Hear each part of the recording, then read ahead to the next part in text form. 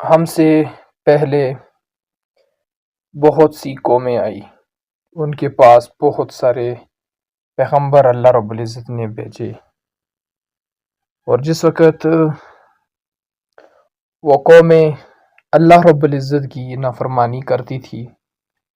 گناہ کرتی تھی، تو پھر اللہ رب العزت ان کے اوپر اپنی مختلف قسم کی سختیاں، مختلف قسم کی تکلیفیں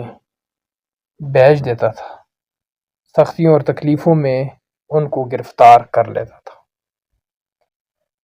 وہ اس وجہ سے اللہ رب العزت آزمائشیں، تکلیفیں، سختیاں، مصیبتیں ان کے اوپر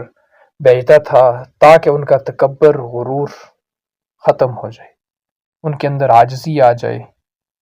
اور اللہ رب العزت کے سامنے وہ گڑ گڑانے والے بن جائیں، اللہ رب العزت کے سامنے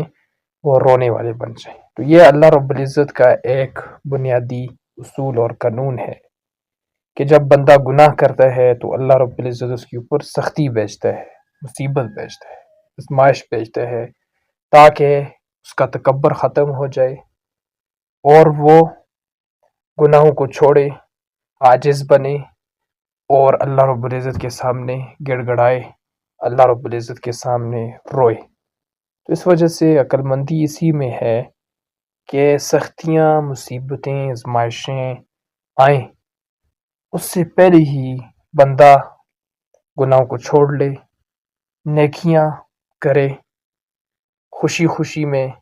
نیکیاں کرے، اللہ رب العزت کے سامنے گڑ گڑانا شروع کر دے۔